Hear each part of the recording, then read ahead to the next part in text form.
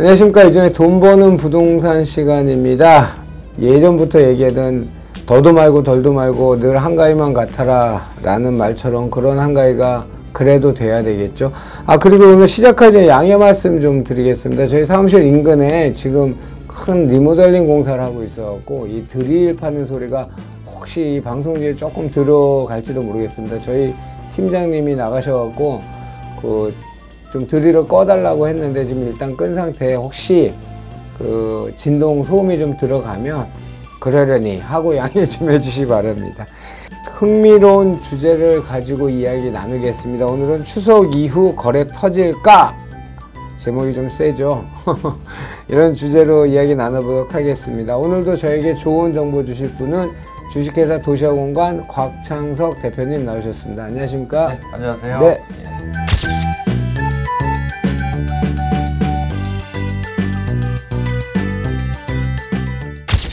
거래가 지금 인위적으로 꽉 막아놨나요? 터질까 뭐 이런 말은 뭐 물꼬가 터진다 막 그런 느낌인데요. 이제 뭐 작년, 재작년 쭉 계속해서 이제 8, 9월에 거래도 많고 또 집값도 많이 뛰고 했었거든요. 예. 그래서 올해도 사실 내심 그런 걸 기대하시는 분들도 많은 것 같고요. 예. 그리고 저도 뭐 작년 9.13 대책 나왔을 때 올해 8월 달쯤 되면은 이제 거래도 많이 일어나고 또 집값도 뭐 2018년에 절반 정도는 뛸 거다. 그렇죠. 그렇게 얘기하셨죠. 거래량도 늘고. 그렇게 말씀을 드렸는데 네.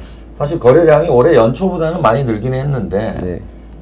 작년하고 비교하면은 뭐 서울 아파트 기준으로 보면 작년에 8월 한 달간 한 12,000건 거래됐거든요. 올해는 한 7,000에서 8,000건 사이인 것 같아요.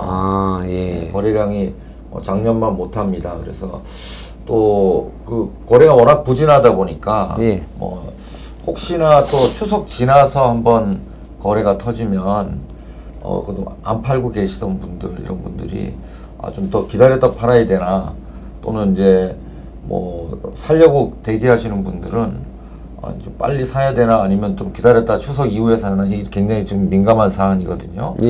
어쨌든 지금 매도 매수가 팽팽한 균형을 이루고 있는데 제 나름대로 생각하는 이제 추석 이후에 거래가 터질지에 대한 의견을 말씀드리면 이 시점에는 적절할 것 같아요. 좋습니다. 기센 부동산부터 했으니까 거의 한 5, 6년 계속 같이 했잖아요. 근데 이제 계속 하면 결과치는 이제 늘 맞는 쪽이 가까웠죠. 곽 대표님 주장하셨던 게. 근데 이제 과정에서 저는 이 주택이나 이런 통계에 대한 DB나 정확한 통계가 없으니까 이게 그때그때 얘기하시는 게 그러고 또 시간이 좀 지나서 보면 그 얘기가 맞고 저도 이렇게 주택시장 예측하기 참 힘든데 일반인들은 정말 어려울 것 같아요. 선택이나 어떤 초이스를 한다는 자체가. 그렇죠. 뭐 당연하고 또 뭐 저뿐만 아니라 많은 분들이 뭐 예측을 하고 있고 또 언론에서도 많은 얘기가 나오니까. 아니요 대표님. 근데 일반 제가 대한민국의 전문가들은 거의 다 알잖아요. 근데 그분들 예측은 현재 상황을 예측하는 거는 지금 저도 할 수 있어요. 뭐 기자가 멘트 하려면 할 수 있는데 곽 대표님 얘기하셨던 과거 사례 비교했던 이런 것들이 시간이 지나면 맞더라는 얘기죠. 그러니까 이런 것들이 참 어렵다는 얘기죠. 그러니까 이제 뭐 저는 이제 경험을 바탕으로 해서 제가 나름대로 가지고 있는 통계, 그러니까요. 뭐 여러 가지 외부 요인들을 합쳐서 전망을 해드리는데 이런 게 뭐 딱 맞아 떨어질 수는 없지만. 그럼 신이죠 그러면. 뭐 이렇게 몇 달 이렇게 틀릴 수도 있는데. 하여튼 흐름 자체는 저도 뭐 맞추려고 노력을 하고. 그러니까요. 뭐 예를 들면 지금도 마찬가지입니다. 요 최근에 분양가 상한제가 가장 큰 이슈였는데 이제 상한제 때문에 이제 집값이 어떻게 될 건가 그런 거에 대한 예측들이 많이 있었잖아요. 그 상한제가 장기적으로는 뭐 공급을 줄이기 때문에 뭐 집값을 특히 이제 임대료, 전세값을 올리는 방향으로 작용을 하겠죠.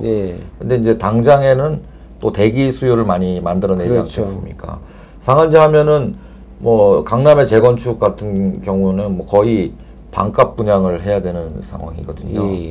그래서 지금도 마찬가지인 것 같습니다. 지금 이제 서울에 과연 이런 뭐 강남권을 포함해서 고가 주택을 살 수 있는 자금 여력을 갖고 있는 분들이 그런 세대가 얼마나 될까?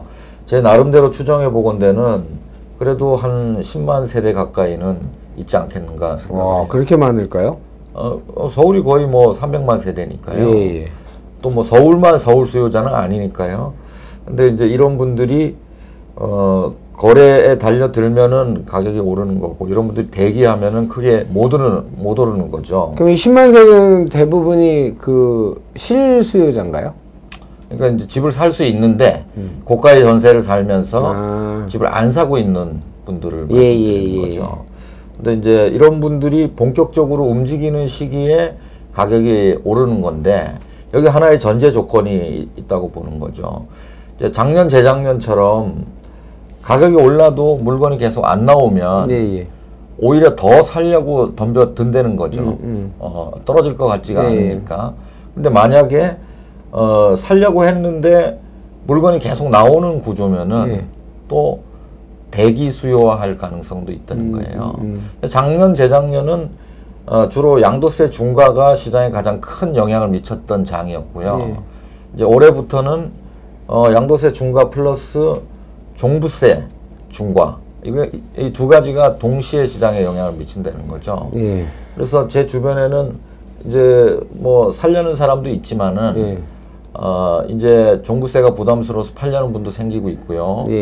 또 뭐 이제 2년 전에 집을 구입했는데 일시적 2주택이 돼서 팔아야 될 분들도 서서히 늘고 있거든요. 그래서 올해 추석 이후를 예측을 한다면은, 추석 이후라는 거는 보통은 이사철은 끝난 상황이에요.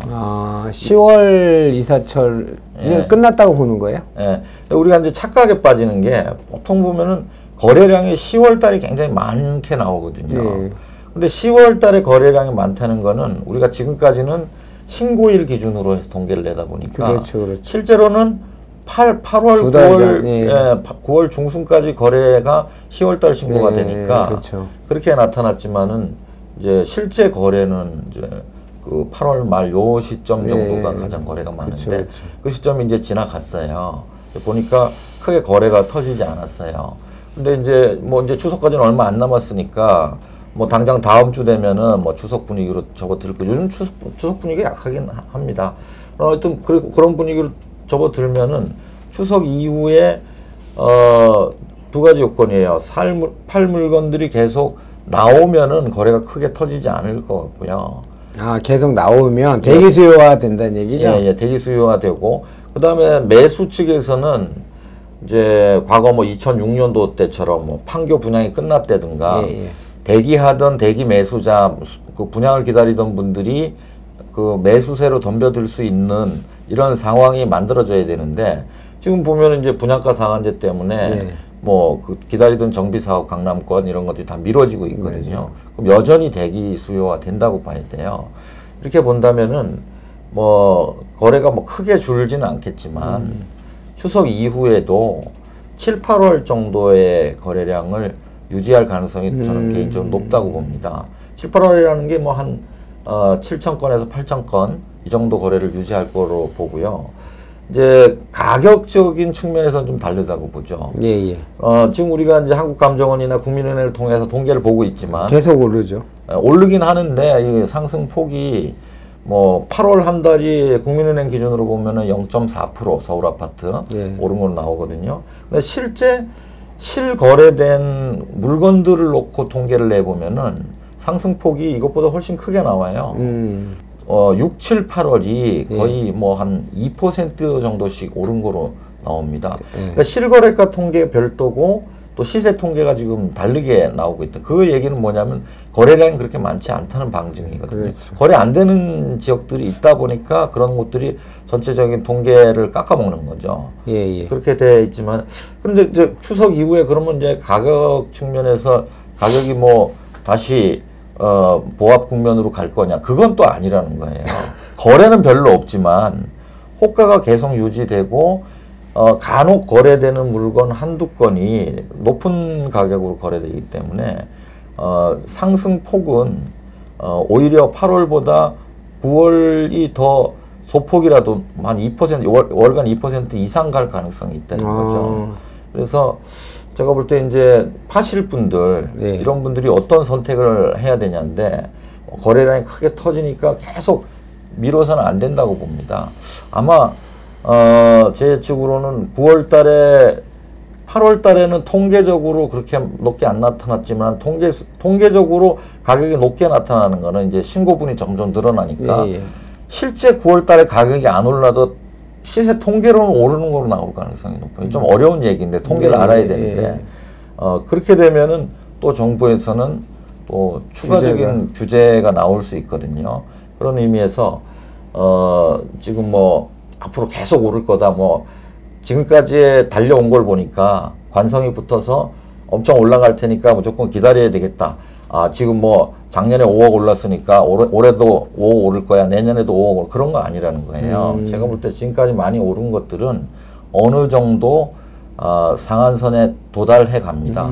뭐 앞으로도 소폭이야 더 오를 수 있지만은 그래서 우리가 최고가 머리 끝에서 뭘 팔기가 어렵거든요. 그래서 이제 그동안 많이 오른 고가 주택의 경우에는 뭐 팔 수 있는 여건이 되는 분들은 이번 이제 추석 전후해서 정리를 하시는 게 어떨까 하는 게 제 개인적인 의견인데 이거는 그냥 얘기일 뿐이에요. 왜냐하면 세금이 너무 세니까 팔면 집만 없애기 때문에 그러나 이제 뭐 비과세를 받을 수 있다든가 이런 분들은 서서히 이제 시간이 흐르면서 그렇게 될 거예요.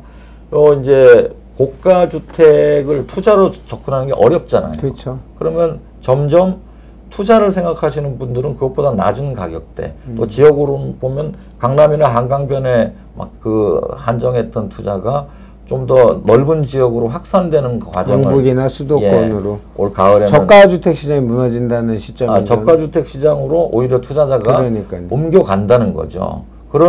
그렇게 되는 첫 시기가 올 가을이라고 저는 생각하거든요. 그러면 이제 후반전이 시작되는 거네요. 그렇죠. 후반전이 시작된다고 봐야죠. 저가 주택의 투자 가치가 높아지고 저가 주택의 투자 가치가 높아지고 그다음에 하나 뭐였죠? 지역이 이제 지역 투자 범위가 넓어진다. 지역이 확산된다. 그래서 제가 재작년에 그 우리 유튜브 찍을 때 뭐 3년 후에 오를 거 이렇게 했는데 조회수도 많이 나왔잖아요. 엄청 많이 나왔죠. 이제 그런 것들이 이제 서서히 빠른 데는 이제 올 가을부터 움직이기 시작해서 내년 한 가을쯤 돼 보면은 제가 얘기한 거를 다시 들춰보면 아 맞았구나 하는 시기가 올 겁니다. 한 번씩 이렇게 되돌아보는 시간들을 갖는 것도 좋을 것 같아요. 맞든지 틀리든지 상관없이 그죠? 그렇죠. 그거는 그때 당시에 전문가의 확신이고 판단이었으니까 그건 부끄러운 결과물이 아니잖아요. 누구 뭐 예상 전망을 다 맞출 수 있는 그러니까요. 예, 그러니까 그래서 제가 우리 곽 대표님하고 유튜브 지금 2년 됐나요? 유튜브는 2년 됐죠. 2년 차인데 거의 다 잘 맞추잖아요.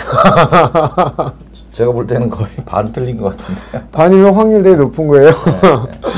하여튼 시청자 여러분 이런 좋은 정보 들으시고 참고하시고 결정하는 데 도움이 되셨으면 좋겠고요. 아까도 제가 말씀드린 것처럼 참 어려운 시기인 것 같아요. 점점 더 어떤 한쪽으로 쏠림 현상이 나타나면 뭐 분위기 편승이나 아니면 선택하기가 시장 참여 미참여자들도 참여할 수 있는 어떤 동력이 생길 수 있겠지만 지금처럼 정말 저도 아까 헛갈린다고 말씀드린 것처럼 참 어렵습니다. 근데 어쨌든 이 시간은 지나가고 있고 이게 제가 늘 말씀드린 것처럼 뭐 불과 한 2, 3년 뒤로 스톱워치를 돌려서 보면 이때 당시에 이런 선택을 했던 게 참 잘한 선택이야 라는 선택을 하실 수 있는데 저희 유튜브 방송이 곽창석 대표님과 이진호가 도움이 돼 드렸으면 좋겠습니다. 자, 한 주 시작되는 첫날 좋은 또 정보 주신 분은 주식회사 도시화공간 곽창석 대표님이셨습니다. 감사했습니다. 네, 감사합니다.